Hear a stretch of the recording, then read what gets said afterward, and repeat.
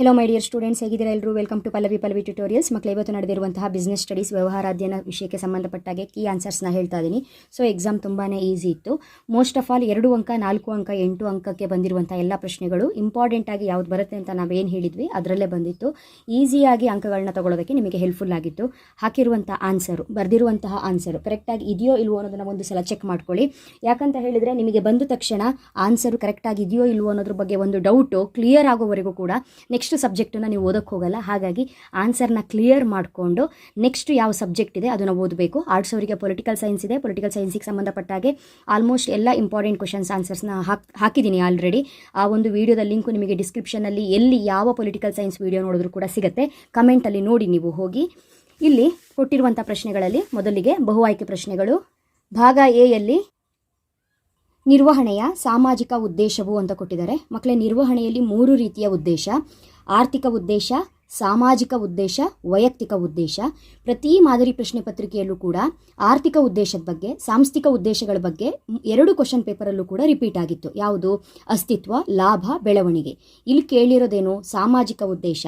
ಅಲ್ಲಿಗೆ ಲಾಭ ಗಳಿಸುವುದು, ವೈಯಕ್ತಿಕ ಬೆಳವಣಿಗೆ, ಅಸ್ತಿತ್ವ ಇದೆಲ್ಲವೂ ಕೂಡ ಆರ್ಥಿಕ ಆಗತ್ತೆ, ಹೌದಲ್ವಾ? ಆರ್ಥಿಕ ಉದ್ದೇಶ ಆಗತ್ತೆ. ಅಲ್ಲಿಗೆ ಉಳಿಯೋದು ಯಾವುದು? ಉದ್ಯೋಗಾವಕಾಶಗಳನ್ನು ಒದಗಿಸುವುದು ಸಾಮಾಜಿಕ ಉದ್ದೇಶ. ನೆಕ್ಸ್ಟು ನೇಮಕಾತಿಯ ಆಂತರಿಕ ಮೂಲ ಅಂತಿದೆ. ಸೊ ನೇಮಕಾತಿ ಅಂತ ಹೇಳಿದ್ರೆ ಏನು? ನೇಮಕಾತಿಯ ಮೂಲಗಳು, ಅದು ಆಂತರಿಕ ಮೂಲ, ಬಾಹ್ಯ ಮೂಲ. ನೀವು 8 ಅಂಕಕ್ಕೆ ಇಂಪಾರ್ಟೆಂಟ್ ಅಂತ ಕೊಟ್ಟಿರ್ತೀವಿ, ಅಲ್ಲಿ ಓದ್ಕೊಂಡಿರ್ತೀರಿ. ನೇಮಕಾತಿಯ ಆಂತರಿಕ ಮೂಲದಲ್ಲಿ 2 ಬರುತ್ತೆ ಅಂತ ನಾನು ನಿನ್ನೆಯಿಂದ ಹೇಳ್ತಾನೆ ಇದ್ದೆ ನಿಮಗೆ. ಒಂದು ವರ್ಗಾವಣೆ, ಇನ್ನೊಂದು ಬಡ್ತಿ. ಆಂತರಿಕ ಮೂಲದಲ್ಲಿ ಬರೋದು ಅಂದರೆ ಸಂಸ್ಥೆಯ ಒಳಗಿದ್ದೇ ಅವ್ರನ್ನ ಏನು ಮಾಡುವಂಥದ್ದು? ಪ್ರಮೋಷನ್ ಮಾಡುವಂಥದ್ದು, ಪ್ಲೇಸ್ಮೆಂಟ್ ಮಾಡುವಂಥದ್ದು. ಹೀಗಿರುವಾಗ ಉಳಿದಿರೋದೆಲ್ಲದೂ ಕೂಡ ಏನಾಗುತ್ತೆ? ಬಾಹ್ಯ ಮೂಲ ಆಗುತ್ತೆ. ಹಾಗಾಗಿ ವರ್ಗಾವಣೆ ಸರಿಯಾದ ಉತ್ತರ. ನೆಕ್ಸ್ಟು, ಅಗತ್ಯತೆಗಳನ್ನು ವರ್ಗಶ್ರೇಣಿಯ ಆಧಾರದಲ್ಲಿ ವರ್ಗೀಕರಿಸುವ ಪ್ರೇರೇಪಣೆಯ ಸಿದ್ಧಾಂತವನ್ನು ಅಭಿವೃದ್ಧಿಪಡಿಸಿದವರು. ನಮಗೆ ಪ್ರೇರೇಪಣೆಯ ಸಿದ್ಧಾಂತ ಅಂತ ಬಂದಾಗ ನೆನಪಾಗೋದು ಅಬ್ರಹಾಂ ಮಾಸ್ಲೋ ಮಾತ್ರ. ಇಡೀ ವ್ಯವಹಾರ ಅಧ್ಯಯನ ವಿಷಯದಲ್ಲಿ ನಾವು ಯಾರ್ದಾರು ಒಬ್ಬರು ಹೆಸರನ್ನ ಯೋಚನೆ ಮಾಡಿ ಕಲಿತೀವಿ ಅಂತ ಹೇಳಿದ್ರೆ ಅದು ಅಬ್ರಹಾಂ ಮಾಸ್ಲೋ ಮಾತ್ರ ಆಗಿರ್ತಾರೆ. ಅಗತ್ಯತೆಯ ವರ್ಗಶ್ರೇಣಿ ಸಿದ್ಧಾಂತಗಳನ್ನು ಕೊಟ್ಟವರವರು. ಹಾಗಾಗಿ ಅಬ್ರಹಾಂ ಮಾಸ್ಲೋ ಸರಿಯಾದ ಉತ್ತರ. ನೆಕ್ಸ್ಟು, ನಿಯಂತ್ರಿಸುವಿಕೆಯ ಹಂತಗಳು 4 ಅಂಕಕ್ಕೆ ಓದ್ಕೊಂಡಿರ್ತೀರಿ. ಅದರಲ್ಲಿ ಮೊದಲ ಹಂತವನ್ನು ಬರೀಬೇಕು, ಕಾರ್ಯನಿರ್ವಹಣೆಯ ಶಿಷ್ಟಗಳನ್ನು ನಿರ್ಧರಿಸುವುದು. ನೆಕ್ಸ್ಟು, ಈ ಕೆಳಗಿನವುಗಳಲ್ಲಿ ಯಾವುದು ಚರಾಸ್ತಿಯಾಗಿದೆ? ನಾನು ನಿಮಗೆ ಮಾದರಿ ಪ್ರಶ್ನೆ ಪತ್ರಿಕೆಗೆ ಉತ್ತರವನ್ನು ಹೇಳುವಾಗ ಹೇಳಿದ್ದೆ, ಮತ್ತು ನಿನ್ನೆ ಕೂಡ 2 ಅಂಕದ ಪ್ರಶ್ನೆಗಳನ್ನ ಕೊಡುವಾಗ 1 ಅಂಕದ ಪ್ರಶ್ನೆ ಕೊಡುವಾಗ ಹೇಳಿದ್ದೆ, ಸ್ಥಿರ ಆಸ್ತಿ ಮತ್ತು ಚರ ಆಸ್ತಿಗೆ ಯಾವುದು ಉದಾಹರಣೆಗಳು ಅಂತ. ಸ್ಥಿರ ಆಸ್ತಿ ಅಂತ ಹೇಳಿದ್ರೆ ಸ್ಥಿರವಾಗಿ ದೀರ್ಘ ಬಾಳಿಕೆ ಬರುವಂಥದ್ದು, ಅಂದರೆ ಫಿಕ್ಸ್ಡ್ ಅಸೆಟ್ಟು. ಚರ ಆಸ್ತಿ ಅಂತ ಹೇಳಿದ್ರೆ ಕರೆಂಟ್ ಅಸೆಟ್ಟು, ಆದಷ್ಟು ಕಡಿಮೆ ಸಮಯ ಮಾತ್ರ ಉಪಯೋಗಕ್ಕೆ ಬರುವಂಥದ್ದು. ಅಲ್ಲಿಗೆ ಅವ್ರು ಕೊಟ್ಟಿರುವಂತಹ ಆಪ್ಷನ್ ಯಾವುದು? ಕಟ್ಟಡ. ಕಟ್ಟಡ ಅಂತ ಹೇಳಿದ್ರೆ ಏನು? ಬಿಲ್ಡಿಂಗ್. ಫಿಕ್ಸ್ಡ್ ಅಸೆಟ್ ಅಲ್ವಾ? ದೀರ್ಘಕಾಲದವರೆಗೆ ಬಾಳಿಕೆ ಬರುವಂಥದ್ದು. ಅಲ್ಲಿಗೆ ಅದು ಸ್ಥಿರ ಆಸ್ತಿ. ಯಂತ್ರೋಪಕರಣ ಅಂತ ಹೇಳಿದ್ರೆ ಮಷಿನರಿ. ಮಷಿನರಿ ಕೂಡ ಫಿಕ್ಸ್ಡ್ ಅಸೆಟ್ಟು, ದೀರ್ಘಕಾಲದವರೆಗೆ ಬಾಳಿಕೆ ಬರುತ್ತೆ. ಪೀಠೋಪಕರಣ ಅಂತ ಹೇಳಿದ್ರೆ ಏನು? ಫರ್ನಿಚರು. ಕಟ್ಟಡ, ಯಂತ್ರೋಪಕರಣ, ಪೀಠೋಪಕರಣ ಇವೆಲ್ಲವೂ ಫಿಕ್ಸ್ಡ್ ಅಸೆಟ್ಟು, ಸ್ಥಿರ ಆಸ್ತಿಯಾಗಿರುತ್ತೆ. ಕೈಯಲ್ಲಿರುವ ನಗದು ಅಂತ ಹೇಳಿದ್ರೇನು? Cash in hand. ಕೈಯಲ್ಲಿ ಒಂದಿಷ್ಟು ಕ್ಯಾಶ್ ಇದೆ, ಅದು ನಿಮಗೆ ವರ್ಷಾನುಗಟ್ಟಲೆ ಬರಲ್ಲ. ಏನಾದರೂ ಖರ್ಚಾಯಿತು ಅಂದರೆ ಖರ್ಚಾಗಿ ಹೋಗ್ಬಿಡುತ್ತೆ. ಕರೆಂಟ್ ಅಸೆಟ್ಟು ಸ್ವಲ್ಪ ದೀರ್ಘ ಬಾಳಿಕೆ ಬರುವಂಥದ್ದಲ್ಲ, ಅಲ್ಪ ಬಾಳಿಕೆ ಬರುವಂಥದ್ದು. ಹಾಗಾಗಿ ಕೈಯಲ್ಲಿರುವ ನಗದು ಚರಾಸ್ತಿಗೆ ಸರಿಯಾದ ಉತ್ತರ. ನೆಕ್ಸ್ಟು, ಬಿಟ್ಟಸ್ಥಳ ಪ್ರಶ್ನೆಗಳು. ಬಿಟ್ಟಸ್ಥಳ ಪ್ರಶ್ನೆಗಳು 3 ಕರೆಕ್ಟಾಗಿ ಈಸಿ ಆಗಿದೆ. ಇನ್ನು 2 ಸ್ವಲ್ಪ ಡೌಟಲ್ಲಿದೆ. ಡೌಟ್ ಇದ್ದರೂ ಕೂಡ ನೀವು ಅರ್ಥ ಮಾಡ್ಕೊಂಡು ಬರೆದ್ರೆ ಆನ್ಸರ್ ನಿಮಗೆ ಡೌಟ್ ಬರಲ್ಲ. ಹೇಗೆ ಅಂತ ಹೇಳಿದ್ರೆ, ಮೊದಲನೇ ಪ್ರಶ್ನೆಗೆ ಉತ್ತರ ನಿರ್ವಹಣೆ ತತ್ವ. ನಿರ್ಧಾರ ತೆಗೆದುಕೊಳ್ಳುವಿಕೆ ಮತ್ತು ವರ್ತನೆಗಳಿಗೆ ವಿಶಾಲ ಮತ್ತು ಸಾಮಾನ್ಯ ಮಾರ್ಗಸೂಚಿಯಾಗಿದೆ ಅಂದರೆ ನಿರ್ವಹಣೆ ತತ್ವ. ನೆಕ್ಸ್ಟು, ನಿರೀಕ್ಷಿತ ಫಲಿತಾಂಶಗಳನ್ನು ಅಂಕಿ ಸಂಖ್ಯೆಗಳ ರೂಪದಲ್ಲಿ ವ್ಯಕ್ತಪಡಿಸಿದ ಹೇಳಿಕೆ ಯಾವುದು? ಮುಂಗಡ ಪತ್ರ, ಬಜೆಟ್. ಮೇಲಧಿಕಾರಿಯಿಂದ ಅಧೀನರವರೆಗೆ ಕೆಳಮುಖವಾಗಿ ಅಧಿಕಾರವನ್ನು ವರ್ಗಾಯಿಸುವುದು ಪ್ರತಿನಿಯೋಜನೆ. ಇದು ಗೊತ್ತಿದೆ. ನೆಕ್ಸ್ಟ್ ನಾನು ಹೇಳಿದ್ದು ಇದು 2ರಲ್ಲಿ ಅರ್ಥ ಮಾಡಿಕೊಂಡು ಕರೆಕ್ಟಾಗಿ ಬರೀಬೇಕು. ಸಂವಹನ ಪ್ರಕ್ರಿಯೆಯ ಒಂದು ಮೂಲಾಂಶ ಅಂತ ಹೇಳಿದ್ರೆ, ನಾವು ಸಂವಹನ ಕಮ್ಯುನಿಕೇಷನ್ ಮಾಡ್ತಾ ಇದ್ದೀವಲ್ಲ, ಈ ಕಮ್ಯುನಿಕೇಷನ್ ಮಾಡುವಾಗ ನಮಗೆ ಯಾವುದು ಅವಶ್ಯಕತೆ ಇದೆ? ನಾವು ಒಂದು ಮೂಲಾಂಶ ಯಾವುದು ಅಂತ ಹೇಳಿದ್ರೆ ರವಾನೆದಾರ. ವಿಷಯವನ್ನು ಇಲ್ಲಿಂದ ಅಲ್ಲಿಗೆ ರವಾನೆ ಮಾಡೋದೇನಿದೆ ಅದು ಕೂಡ ಸಂವಹನ ಪ್ರಕ್ರಿಯೆಯ ಒಂದು ಮೂಲಾಂಶ ಆಗಿರುತ್ತೆ. ಹಾಗಾಗಿ ಉತ್ತರ ಇದು ರವಾನೆದಾರ. ಕನ್ಫ್ಯೂಸ್ ಮಾಡ್ಕೊಳ್ಬಾರ್ದು, ಇದೇ ಸರಿಯಾದ ಉತ್ತರ ಆಗಿರುತ್ತೆ. ನೆಕ್ಸ್ಟು 10ನೇದಕ್ಕೆ, 1-1 ಪಾವತಿಸದೇ ಇರುವ ಸಂವಹನ ರೂಪವಾಗಿದೆ. ನೋಡಿ, ಈಗ ನಾವು ಸಂವಹನಕ್ಕೆ ಕೆಲವೊಂದು ಪಾವತಿಯನ್ನು ಮಾಡ್ತೀವಿ. ಉಳಿದಿರೋ ಆಪ್ಷನ್ ಯಾವುದಿಲ್ಲಿ? ಜಾಹೀರಾತು ಮತ್ತು ಪ್ರಚಾರ. ಮಕ್ಕಳೇ, ನಾವು ಯಾವುದಾದ್ರೂ ಒಂದು ವಿಚಾರಕ್ಕೆ, ಯಾವುದಾದ್ರೂ ಒಂದು ವಸ್ತುವಿಗೆ ಜಾಹೀರಾತು ಕೊಡಬೇಕು ಅಂತ ಹೇಳಿದರೆ ಫ್ರೀಯಾಗಿ ಜಾಹೀರಾತನ್ನು ಮಾಡಲಿಕ್ಕಾಗಲ್ಲ. ಅದಕ್ಕೆ ನಾವೇನು ಮಾಡಬೇಕು? ಹಣವನ್ನು ಕೊಡಬೇಕು, ಪಾವತಿ ಮಾಡಬೇಕು. ಇಲ್ಲಿ ಪಾವತಿಸದೆ ಅಂತ ಹೇಳಿದ್ದಾರೆ. ಹಾಗಾಗಿ ಸರಿಯಾದ ಉತ್ತರ ಪ್ರಚಾರ. ನೆಕ್ಸ್ಟು ಹೊಂದಿಸಿ ಬರೆಯಿರಿ. ಕರೆಕ್ಟಾಗಿ ಯೋಚನೆ ಮಾಡಿ ಬರಿಬೇಕು. ಯಾಕಂತ ಹೇಳಿದ್ರೆ ಸ್ವಲ್ಪ ಯೋಚನೆ ಮಾಡಿಲ್ಲ ಅಂದರೆ ಕಷ್ಟ ಇದೆ, ಯೋಚನೆ ಮಾಡಿದರೆ ಈಸಿ ಇದೆ. ನೋಟುಗಳ ಅಮಾನ್ಯೀಕರಣ ಇದು ತೆರಿಗೆ ಆಡಳಿತ ಕ್ರಮ. ಯೋಜಿಸುವಿಕೆಯ ಪರಿಮಿತಿಗಳು ಭವಿಷ್ಯಕ್ಕೆ ಸಂಬಂಧಿಸಿದ ಊಹೆ. ಯೋಜಿಸುವಿಕೆ ಅಂದರೆ ಭವಿಷ್ಯ. ವಿಭಾಗೀಯ ರಚನೆ ಅಂತ ಹೇಳಿದ್ರೆ ನಮಗೆ ಗೊತ್ತಿದೆ, ವಿಭಾಗೀಯ ಉತ್ಪನ್ನ ವಿಶೇಷತೆ. ಸಿಬ್ಬಂದಿ ನಿರ್ವಹಣೆ, ಕೆಲಸಗಳಿಗೆ ಜನರನ್ನು ಇರಿಸುವುದು ಅಥವಾ ಕೆಲಸಕ್ಕೆ ಜನರನ್ನು ನೇಮಕ ಮಾಡುವುದು ಸಿಬ್ಬಂದಿ ನಿರ್ವಹಣೆ. ಸಾರಿಗೆ ಅಂತ ಹೇಳಿದ್ರೆ ಭೌತಿಕ ವಿತರಣೆ. ಸಾರಿಗೆ ಭೌತಿಕ ವಿತರಣೆಯ ಘಟಕಾಂಶ. ಇದಿಷ್ಟು ಸರಿಯಾದ ಉತ್ತರ. ನೆಕ್ಸ್ಟು ಒಂದು ಅಂಕದ ಪ್ರಶ್ನೆ. ನಿರ್ವಹಣೆಯ ಯಾವುದಾದ್ರೂ ಒಂದು ಆಯಾಮವನ್ನು ಹೆಸರಿಸಿ. ಕೆಲಸದ ನಿರ್ವಹಣೆ, ಯಾವುದು ಬೇಕಾದರೂ ಬರಿಬಹುದು. ಕೆಲಸದ ನಿರ್ವಹಣೆ, ವ್ಯಕ್ತಿಗಳ ನಿರ್ವಹಣೆ, ಕಾರ್ಯಚಟುವಟಿಕೆಗಳ ನಿರ್ವಹಣೆ, ಯಾವುದು ಬೇಕಾದರೂ ಬರಿಬಹುದು. 8 ಅಂಕಕ್ಕೆ ನೀವು ನಿರ್ವಹಣೆಯ ಲಕ್ಷಣಗಳನ್ನ ಓದ್ಕೊಂಡಿರ್ತೀರಲ್ಲ, ಅಲ್ಲೇ ಬರುತ್ತೆ. ಸಾಮಾನ್ಯ ನಿರ್ವಹಣೆ ಪಿತಾಮಹ ಯಾರು? ಹೆನ್ರಿ ಫಯಾಲ್. ಬಂಡವಾಳ ರಚನೆ ಎಂದರೇನು ಅಂತ ಕೊಟ್ಟಿದ್ದಾರೆ. ಬಂಡವಾಳ ರಚನೆ ಎಂದರೆ ಮಾಲೀಕರ ನಿಧಿ ಮತ್ತು ಎರವಲು ನಿಧಿಗಳ ನಡುವಿನ ಮಿಶ್ರಣ ಅಷ್ಟೇ. ಮಾರಾಟ ಪ್ರಕ್ರಿಯಾ ನಿರ್ವಹಣೆಯ ಯಾವುದಾದರೂ ಒಂದು ಸಿದ್ಧಾಂತವನ್ನು ತಿಳಿಸಿ. ಮಾದರಿ ಪ್ರಶ್ನೆ ಪತ್ರಿಕೆಯ ಪ್ರಶ್ನೆಗಳನ್ನ ಕೊಡುವಾಗ ಈ ಪ್ರಶ್ನೆ ಇಂಪಾರ್ಟೆಂಟು. ಇದಕ್ಕೆ ಉತ್ತರ ಏನು ಅನ್ನೋದನ್ನು ಹೇಳಿದ್ದೆ. ಸಿದ್ಧಾಂತ ಅಥವಾ ಪರಿಕಲ್ಪನೆ ಅಂತ ಕರಿತೀವಿ. ಮಾರಾಟ ಪ್ರಕ್ರಿಯೆಯ ಪರಿಕಲ್ಪನೆಗಳು ಸಿಕ್ಕಾಪಟ್ಟೆ ಇದೆ, ಅದರಲ್ಲಿ ಒಂದನ್ನು ಬರೆದರೂ ಸಾಕು.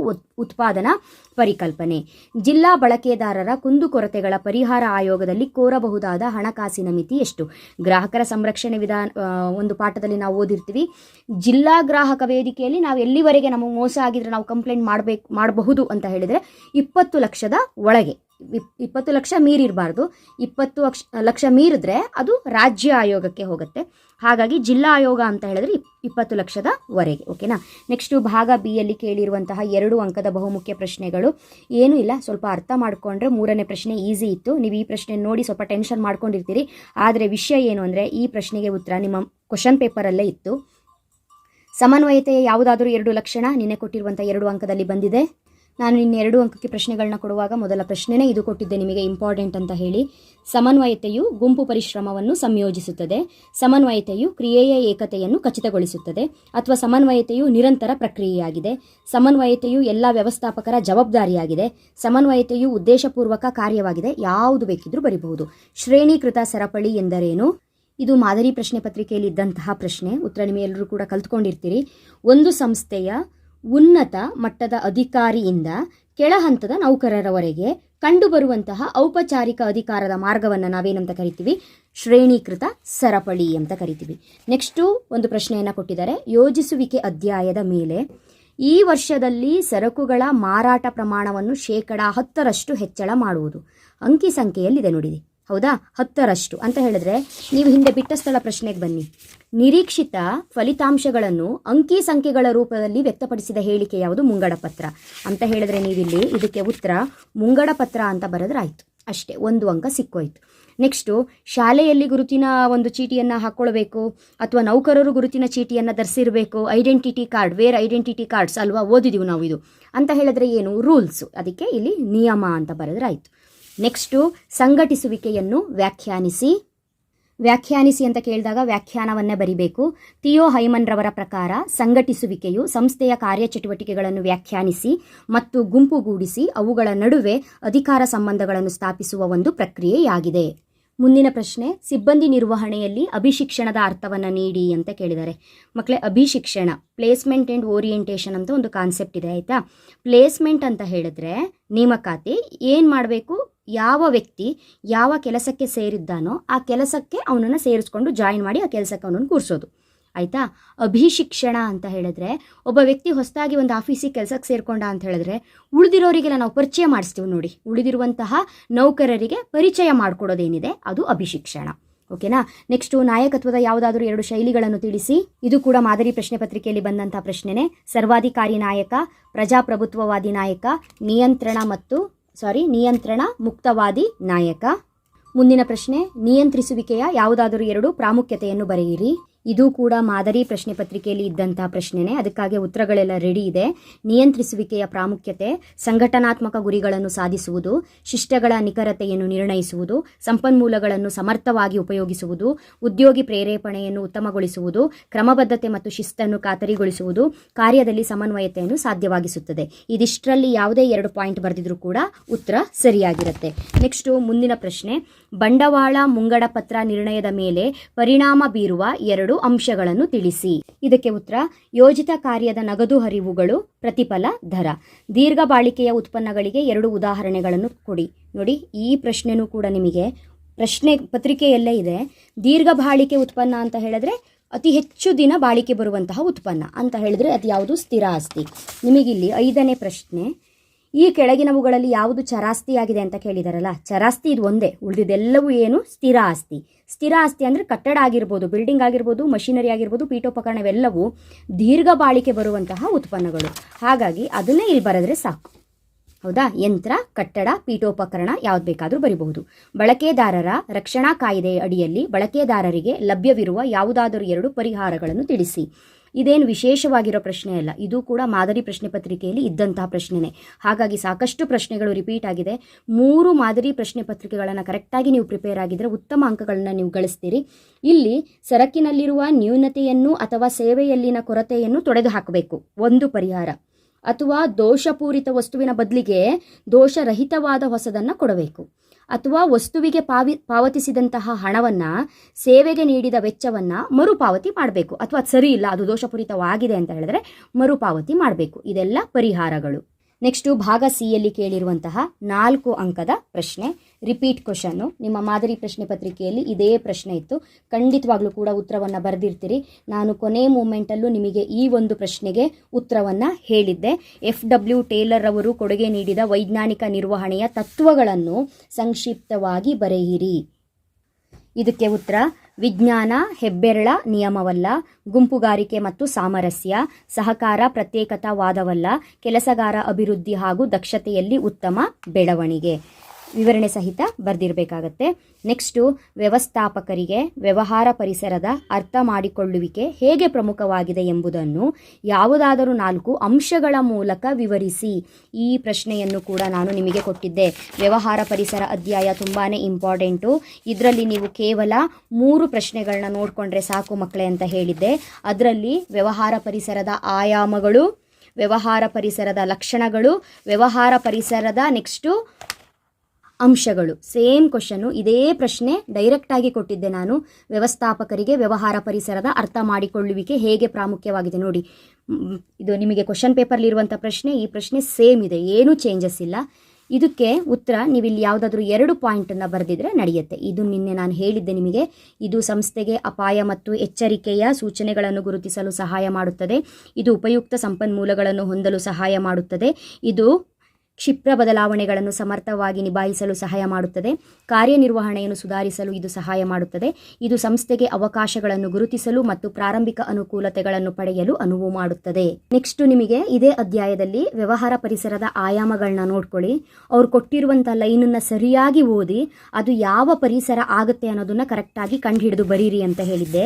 ಇಲ್ಲಿ ಬ್ಯಾಂಕುಗಳು ಗೃಹ ಸಾಲಗಳ ಮೇಲಿನ ಬಡ್ಡಿ ದರವನ್ನು ಇಳಿಸಿವೆ ಅಂತ ಇದೆ. ನಾ ಹೇಳಿದ್ದೆ ನಿಮಗೆ, ದುಡ್ಡಿಗೆ ಸಂಬಂಧಪಟ್ಟಿದ್ದು ಬಡ್ಡಿ ದರ, ಈ ಥರ ಹಣಕ್ಕೆ ಸಂಬಂಧಪಟ್ಟಂತಹ ಲೈನ್ ಇದ್ರೆ ಅದು ಆರ್ಥಿಕ ಪರಿಸರ ಆಗಿರುತ್ತೆ ಅಂತ ಹೇಳಿದ್ದೆ ನಿಮಗೆ ಅಲ್ವಾ. ಆರ್ಥಿಕ ಪರಿಸರ ಅಂತ ಬರೆದು ಆರ್ಥಿಕ ಪರಿಸರ ಅಂತ ಹೇಳಿದ್ರೆ ಏನು ಅನ್ನೋದನ್ನ ಬರಿಬೇಕು. ಅವಾಗ ನಿಮಗೆ 2 ಅಂಕ ಸಿಗತ್ತೆ. ಬರೀ ಆರ್ಥಿಕ ಪರಿಸರ ಅಂತ ಬರೆದಿಟ್ಟು ಬಂದರೆ 1 ಅಂಕ ಸಿಗತ್ತೆ. ನೆಕ್ಸ್ಟು, ಸಿಗರೇಟ್ ಜಾಹೀರಾತುಗಳು ಶಾಸನ ವಿಧಿಸಿದ ಎಚ್ಚರಿಕೆಯಾದ ಸಿಗರೇಟ್ ಸೇವನೆಯು ಆರೋಗ್ಯಕ್ಕೆ ಹಾನಿಕರ. ಇದೇ ಪ್ರಶ್ನೆಯನ್ನು ನಿನ್ನೆ ನಾನು ನಿಮಗೆ ಹೇಳಿದ್ದೆ. ಈ ರೀತಿ ಮದ್ಯಪಾನ ಮಾಡಬಾರ್ದು, ಸಿಗರೇಟ್ ಸೇವನೆ ಮಾಡಬಾರ್ದು ಅಂತ ಬಂದರೆ ಇದು ಕಾನೂನಿಗೆ ಸಂಬಂಧಪಟ್ಟಿದ್ದು ಶಾಸನ. ಇಲ್ಲಿ ಹೇಳಿದ್ದೆ ಶಾಸನ ಅಂತ ಇದ್ದರೆ ಅದೇನಾಗಿರುತ್ತೆ, ಶಾಸನ ಅನ್ನುವಂಥ ಒಂದು ಪದವನ್ನು ನೀವು ನೋಡಿದ್ದೆ ಆದರೆ ಕಾನೂನಾತ್ಮಕ ಪರಿಸರ ಅಂತ ಬರೀರಿ ಅಂತ ಹೇಳಿದ್ದೆ. ಕಾನೂನಾತ್ಮಕ ಪರಿಸರ ಅಂತ ಬರೆದು ಕಾನೂನಾತ್ಮಕ ಪರಿಸರ ಅಂತ ಹೇಳಿದ್ರೆ ಏನು ಅಂತ ಬರೆದ್ರೆ ನಿಮಗೆ 2 ಅಂಕ ಸಿಗುತ್ತೆ. ಟೋಟಲ್ ಆಗಿ 2 ಪಾಯಿಂಟಿಗೆ 4 ಅಂಕ. ಯೋಜಿಸುವಿಕೆಯ ಯಾವುದಾದರೂ 4 ಲಕ್ಷಣಗಳನ್ನು ಸಂಕ್ಷಿಪ್ತವಾಗಿ ವಿವರಿಸಿ ಅಂತ ಇದೆ. ಯೋಜಿಸುವಿಕೆಯ ಲಕ್ಷಣಗಳು: ಉದ್ದೇಶವನ್ನು ಸಾಧಿಸುವತ್ತ ಗಮನ ಹರಿಸಬೇಕು, ಇದು ಮೂಲ ಕಾರ್ಯವಾಗಿದೆ. ಯೋಜನೆ ವ್ಯಾಪಕವಾಗಿರಬೇಕು, ಯೋಜನೆಗಳು ನಿರಂತರವಾಗಿವೆ, ಯೋಜನೆಗಳು ನಿರ್ಧಾರವನ್ನು ಒಳಗೊಂಡಿದೆ. ನಿನ್ನೆ ಕೊಟ್ಟಿರುವಂಥ ಪ್ರಶ್ನೆ ಉತ್ತರ ಸಹಿತ ಕೊಟ್ಟಿದ್ದೆ. ನೆಕ್ಸ್ಟು, ಕಾರ್ಯೇತರ ತರಬೇತಿಯ ಯಾವುದಾದರೂ 4 ವಿಧಗಳನ್ನು ಸಂಕ್ಷಿಪ್ತವಾಗಿ ವಿವರಿಸಿ. ಕಾರ್ಯನಿರತ ತರಬೇತಿ, ಕಾರ್ಯೇತರ ತರಬೇತಿ. ನಾನು ಹೇಳಿದ್ದೆ ಸಿಬ್ಬಂದಿ ನೇಮಕಾತಿಯಲ್ಲಿ ನಾನು ಕೊಡುವ 4 ಪ್ರಶ್ನೆಗಳನ್ನು ನೋಡ್ಕೊಳ್ಳಿ. ಆ 4ರಲ್ಲಿ ಒಂದು ಪ್ರಶ್ನೆ 8 ಅಂಕಕ್ಕೆ ಬರುತ್ತೆ, ಇನ್ನೂ ಒಂದು ಪ್ರಶ್ನೆ 4 ಅಂಕಕ್ಕೆ ಬರುತ್ತೆ ಅಂತ ಹೇಳಿದ್ದೆ. ನಾನು ಕೊಟ್ಟಿರುವಂತಹ 4 ಪ್ರಶ್ನೆಯಲ್ಲಿ ಆಯ್ಕೆ ಪ್ರಕ್ರಿಯೆ 8 ಅಂಕಕ್ಕೆ ಬಂದಿದೆ. ಕಾರ್ಯೇತರ ಕಾರ್ಯನಿರತ ತರಬೇತಿಯಲ್ಲಿ ಒಂದು ಬರುತ್ತೆ ಅಂತ ಹೇಳಿದಾಗ ಕಾರ್ಯೇತರ ತರಬೇತಿ ಯಾವುದು ಅಂತ 4 ಅಂಕಕ್ಕೆ ಕೇಳಿದ್ದಾರೆ. ಅವ್ರು ಕೇಳಿರೋದು ಯಾವುದು? ಕಾರ್ಯೇತರ ತರಬೇತಿ. ಕಾರ್ಯೇತರ ತರಬೇತಿಯಲ್ಲಿ ಯಾವುದಾದ್ರೂ 4 ಪಾಯಿಂಟನ್ನು ಬರಿಬೇಕು. ಕಾರ್ಯೇತರ ತರಬೇತಿ ತರಗತಿ ಉಪನ್ಯಾಸಗಳು, ಚಲನಚಿತ್ರಗಳು, ಪ್ರಕರಣ ಅಧ್ಯಯನ, ಗಣಕಯಂತ್ರ ಅಣುಕು ಮಾದರಿ, ಮೊಗಸಾಲೆ ತರಬೇತಿ, ನೆಕ್ಸ್ಟು ಯೋಜಿಸಲ್ಪಟ್ಟ ಸೂಚನೆ. ಯಾವುದಾದ್ರೂ 4 ಪಾಯಿಂಟ್ ಬರೆದಿದ್ರೆ ನಡೆಯುತ್ತೆ. ನೆಕ್ಸ್ಟು ನಿಯಂತ್ರಿಸುವಿಕೆಯ 4 ಮಿತಿಗಳು. ಇದು ಕೂಡ ಬಹುಮುಖ್ಯವಾಗಿ ನಿಮಗೆ ಕೊಟ್ಟಂಥ ಪ್ರಶ್ನೆನೇ ಆಗಿತ್ತು. ನೆಕ್ಸ್ಟು ಈ 2 ಪ್ರಶ್ನೆ ಬಗ್ಗೆ ನಾನು ನಿಮಗೆ ಹೇಳಿರಲಿಲ್ಲ, ಬಟ್ ಪಕ್ಕ ಇನ್ನೊಂದು ಕ್ವಶನ್ ಬರುತ್ತೆ ಅಂತ ಹೇಳಿದ್ದೆ. ಅದು ಬಳಕೆದಾರರ 4 ಹಕ್ಕುಗಳು ಅಥವಾ 4 ಜವಾಬ್ದಾರಿಗಳು ಅಂತ ಹೇಳಿದ್ದೆ. ಟೋಟಲ್ ಆಗಿ ಈ ವಿಭಾಗದಲ್ಲಿ ನೀವು 6 ಪ್ರಶ್ನೆಗಳಿಗೆ ಉತ್ತರವನ್ನು ಬರೀಬೇಕು. ನಾನು ಕೊಟ್ಟಂತಹ 7 ಪ್ರಶ್ನೆಗಳು ಬಂದಿದೆ. ಕರೆಕ್ಟಾಗಿ ನಾನು ಕೊಟ್ಟಂಥ ಪ್ರಶ್ನೆಗಳನ್ನ ಓದ್ಕೊಂಡಿದ್ರೆ ನೀವು ಇಲ್ಲಿ 7 ಪ್ರಶ್ನೆಗೆ ಉತ್ತರವನ್ನು ಬರೆದಿರ್ತೀರಿ. ಅದರಲ್ಲಿ ಒಂದು ಪ್ರಶ್ನೆ 29ನೇ ಪ್ರಶ್ನೆ ನಿಮಗೆ ಕಾನೂನಾತ್ಮಕ ಪರಿಸರ, ಆರ್ಥಿಕ ಪರಿಸರದ ಬಗ್ಗೆ ಬರೆಯಕ್ಕೆ ಬಂದಿಲ್ಲ ಅಂತ ಹೇಳಿದ್ರು. ಅದನ್ನು ಬಿಟ್ಟು ಕೂಡ 6 ಪ್ರಶ್ನೆಗಳು ನಿಮಗೆ ಬರುವಂಥದ್ದೇ ಇತ್ತು. ಇಲ್ಲಿ ಹಕ್ಕುಗಳು ಮತ್ತು ಜವಾಬ್ದಾರಿಗಳು ಕೂಡ ಉತ್ತರವನ್ನು ಹೇಳಿದ್ದೀನಿ. ಆ ವಿಡಿಯೋದಲ್ಲಿ ಉತ್ತರವನ್ನು ಕೊಟ್ಟಿರೋದ್ರಿಂದ ಇಲ್ಲಿ ಮತ್ತೆ ಹೇಳ್ತಾ ಇಲ್ಲ. ಇವಾಗ ಭಾಗ ಡಿ ಯಲ್ಲಿ ಕೇಳಿರುವಂತಹ ಪ್ರಶ್ನೆಗಳು, ನಾನು ನಿಮಗೆ ಕೊಟ್ಟಂತಹ ಪ್ರಶ್ನೆಗಳಲ್ಲಿ ನಿರ್ವಹಣೆದು ಕಾರ್ಯಗಳು, ಹೌದಾ, ನಿರ್ವಹಣೆಯ ಕಾರ್ಯಗಳು ಪ್ರಶ್ನೆಯನ್ನು ಕೊಟ್ಟಿದ್ದೆ, ಅದಿಲ್ಲಿ ಬಂದಿದೆ. ಇಂಪಾರ್ಟೆಂಟು. ನಿರ್ವಹಣೆಯು ನಿರಂತರ ಪರಸ್ಪರ ಸಂಬಂಧಿತ ಸರಣಿ ಕಾರ್ಯವಾಗಿದೆ. ಏನಿಲ್ಲ, ನಿರ್ವಹಣೆ ಅಂತ ಹೇಳಿದರೆ ಏನು ಅಂತ ಬರೆದು ಯೋಜಿಸುವಿಕೆ, ಸಂಘಟಿಸುವಿಕೆ, ಸಿಬ್ಬಂದಿ ನೇಮಕಾತಿ, ನಿರ್ದೇಶಿಸುವಿಕೆ, ನಿಯಂತ್ರಿಸುವಿಕೆ ಬಗ್ಗೆ ಬರ್ಕೊಂಡು ಹೋಗೋದು. ಅದ್ರ ಬಗ್ಗೆ ಏನೇನು ಓದ್ಕೊಂಡಿರ್ತೀರಿ ಅದೆಲ್ಲ ಬರೀರಿ ಅಂತ ಹೇಳಿದ್ದೆ. ನೆಕ್ಸ್ಟ್ ಅದಾದ್ರ ಮೇಲೆ ಇದನ್ನು ನಾನು ಕೊಟ್ಟಿರಲಿಲ್ಲ, ಔಪಚಾರಿಕ ಸಂಘಟನೆ. ಅದು ಬಿಟ್ಟು ಇನ್ನೊಂದು ಕೊಟ್ಟಿದ್ದೆ, ಸಿಬ್ಬಂದಿ ನೇಮಕಾತಿಯಲ್ಲಿ 4 ಪ್ರಶ್ನೆಯನ್ನು ಕೊಟ್ಟಿದ್ದೆ. ಅದರಲ್ಲಿ ಆಯ್ಕೆ ಪ್ರಕ್ರಿಯೆ ಏನು ಹೇಳಿದ್ದೆ, ಆ ಒಂದು ಕ್ವಶನ್ ಇಲ್ಲಿ ಬಂದಿದೆ. ಆಯ್ಕೆ ಪ್ರಕ್ರಿಯೆಗೆ ಉತ್ತರವನ್ನು ಏನು ಬರಿಬೇಕು ಅಂತ ಕೂಡ ಹೇಳಿದ್ದೆ. ಫಸ್ಟು ಆಯ್ಕೆ ಅಂತ ಹೇಳಿದರೆ ಏನು ಅಂತ ಬರ್ಕೊಂಡು ಆನಂತರ ಆಯ್ಕೆ ಪ್ರಕ್ರಿಯೆಯಲ್ಲಿ ಬರುವಂತಹ ಹಂತಗಳನ್ನ ಬರೀರಿ. ಅದರಲ್ಲೂ ಕೂಡ ಅದ್ರ ಒಳಗೆ 4 ಅಂಕ 8 ಅಂಕಕ್ಕೆ ಹೇಗೆ ಕೇಳ್ತಾರೆ ಅಂತ ಕೂಡ ನಾನು ನಿಮಗೆ ಎಕ್ಸ್ಪ್ಲೈನ್ ಮಾಡಿದ್ದೆ. ಪೂರ್ವಭಾವಿ ಪರಿಶೀಲನೆ, ಆಯ್ಕೆ ಪರೀಕ್ಷೆಯಲ್ಲಿ ಯಾವ್ಯಾವ ಪರೀಕ್ಷೆಗಳು ಬರುತ್ತೆ, ಉದ್ಯೋಗ ಸಂದರ್ಶನ, ಶಿಫಾರಸ್ಸು ಮತ್ತು ಹಿನ್ನೆಲೆ ಪರಿಶೀಲನೆ, ಆಯ್ಕೆ ನಿರ್ಧಾರ, ವೈದ್ಯಕೀಯ ಪರೀಕ್ಷೆ, ಉದ್ಯೋಗ ನೀಡಿಕೆ, ಉದ್ಯೋಗ ಒಪ್ಪಂದ. ಹಾಗಾಗಿ ಕೊಟ್ಟಿರುವಂಥ ಪ್ರಶ್ನೆಗಳು ಬಂದಿತ್ತು. ನೆಕ್ಸ್ಟು ಇನ್ನೂ ಒಂದು ಪ್ರಶ್ನೆಯನ್ನು ನಾನು ಕೊಟ್ಟಿದ್ದೆ, ಬಹುಮುಖ್ಯವಾಗಿ ನಿರ್ದೇಶಿಸುವಿಕೆ. ನಿರ್ದೇಶಿಸುವಿಕೆ ಕೂಡ ಬರುತ್ತೆ ಅಂತ ಹೇಳ್ಕೊಂಡು ಹೇಳಿದ್ದೆ, ಉತ್ತರವನ್ನು ಕೊಟ್ಟಿದ್ದೆ. ನೋಡಿ, ಇದೇ ಉತ್ತರವನ್ನು ಬರೆದಿದ್ದೀರಾ ಅಂತ ಒಂದ್ಸಲ ಚೆಕ್ ಮಾಡ್ಕೊಳ್ಳಿ. ನಿರ್ದೇಶಿಸುವಿಕೆಯ ಮೀನಿಂಗನ್ನು ಬರಿಬೇಕು, ಅರ್ಥವನ್ನು ಬರಿಬೇಕು ಅಂತ ಹೇಳಿದೆ. ಆನಂತರ ತತ್ವಗಳನ್ನು ಬರ್ಕೊಂಡು ವಿವರಣೆ ಸಹಿತ ಬರಿಬೇಕು ಅಂತ ಹೇಳಿದ್ದೆ. ಗರಿಷ್ಠ ವ್ಯಕ್ತಿಗಳ ಕೊಡುಗೆ, ಉದ್ದೇಶಗಳ ಸಾಮರಸ್ಯ, ಏಕರೂಪ ಆಜ್ಞೆ, ನಿರ್ದೇಶಿಸುವಿಕೆಯ ತಂತ್ರದ ಸೂಕ್ತತೆ, ನಿರ್ವಹಣಾ ಸಂವಹನ, ಅನೌಪಚಾರಿಕ ಸಂಘಟನೆಯ ಬಳಕೆ, ನಾಯಕತ್ವ, ಅನುಪಾಲನೆ. ನೋಡಿ, ಇದಿಷ್ಟು. ಸೊ ಕೊಟ್ಟಂತಹ ಪ್ರಶ್ನೆಗಳಲ್ಲಿ ಎಲ್ಲ ಪ್ರಶ್ನೆಗಳು ಬಂದಿದೆ. 8 ಅಂಕಕ್ಕೆ ನೀವು ಹೇಗೆ ಅಂದರೂ 3 ಪ್ರಶ್ನೆಯನ್ನು ಅಟೆಂಡ್ ಮಾಡೋ ರೀತಿ ನಾನು ಕೊಡ್ತೀನಿ ಅಂತ ಹೇಳಿದ್ದೆ. ಸೊ 3 ಪ್ರಶ್ನೆ ಆಗೋದು. ನಾನು ಕೊಟ್ಟಿರುವಂತಹ 3 ಪ್ರಶ್ನೆಗಳು ಇಲ್ಲಿ ಬಂದಿದೆ. ಹಾಗಾಗಿ ಚೆನ್ನಾಗಿ ಬರೆದಿರ್ತೀರಿ ಅಂತ ಅಂದ್ಕೊಂಡಿರ್ತೀರಿ. ಸಮಯ ಇದ್ದವರು ಬೆಲೆ ಬಗ್ಗೆ ಆಗಿರ್ಬೋದು, ಔಪಚಾರಿಕ ಸಂಘಟನೆ, ಅನೌಪಚಾರಿಕ ಸಂಘಟನೆ ಓದ್ಕೊಂಡಿರ್ತೀರಿ. ಕಾರಣ ಇಲ್ಲಿ ಸಂಘಟಿಸುವಿಕೆಯಲ್ಲಿ ನಾನು ಕೊಟ್ಟಿದ್ದು ಸಂಘಟಿಸುವಿಕೆ ಪ್ರಾಮುಖ್ಯತೆಯನ್ನು ಕೊಟ್ಟಿದ್ದೆ. ಹಾಗಾಗಿ ಅದು ಇಂಪಾರ್ಟೆಂಟ್ ಆಗಿ ಬರ್ತಾ ಇತ್ತು. ಅದನ್ನು ಬಿಟ್ಟು ಇಲ್ಲೊಂದು ಪ್ರಶ್ನೆ ಕೊಟ್ಟಿದ್ದಾರೆ. ನಾನು ಇದನ್ನು ಯೋಚನೆ ಮಾಡಿದ್ದೆ, ಇದು ಬಿಟ್ಟು ಬೇರೆ ಪ್ರಶ್ನೆಯನ್ನು ಕೊಟ್ಟರೆ ಬೇರೆ ಕಡೆ ಕೂಡ ನೀವು ಅಟೆಂಡ್ ಮಾಡೋಕ್ಕೆ ಈಸಿ ಆಗಬೇಕು ಅಂತಲೇ ಎಕ್ಸ್ಟ್ರಾ ಪ್ರಶ್ನೆ ನಿರ್ದೇಶಿಸುವಿಕೆಯ ತತ್ವವನ್ನು ಕೊಟ್ಟಿರುವಂಥದ್ದು. ಸೊ ಇದಿಷ್ಟು ಕೂಡ ಸೆಕೆಂಡ್ PUC ವ್ಯವಹಾರ ಅಧ್ಯಯನಕ್ಕೆ ಸಂಬಂಧಪಟ್ಟ ಹಾಗೆ ನಿಮ್ಮ ಒಂದು ಇವತ್ತಿನ ಆ್ಯನ್ಯುವಲ್ ಎಕ್ಸಾಮ್, ವಾರ್ಷಿಕ ಪರೀಕ್ಷೆ ಪ್ರಶ್ನೆ ಪತ್ರಿಕೆಯಲ್ಲಿ ಕೇಳಿರುವಂಥ ಪ್ರಶ್ನೆಗಳು ಈಸಿ ಇತ್ತು. ಮುಂದಿನ ಒಂದು ಎಕ್ಸಾಮಿಗೆ ರೆಡಿಯಾಗಿ ಚೆನ್ನಾಗಿ ಓದ್ಕೊಳ್ಳಿ, ಪ್ರಿಪೇರ್ ಆಗಿ ಅಂತ ಹೇಳ್ತಾ ಮುಂದಿನ ವಿಡಿಯೋದಲ್ಲಿ ಮತ್ತೆ ಸಿಗ್ತೀನಿ. ಅಲ್ಲಿವರೆಗೂ ಚೆನ್ನಾಗಿ ಓದ್ಕೊಳ್ಳಿ. Thank you. All the best.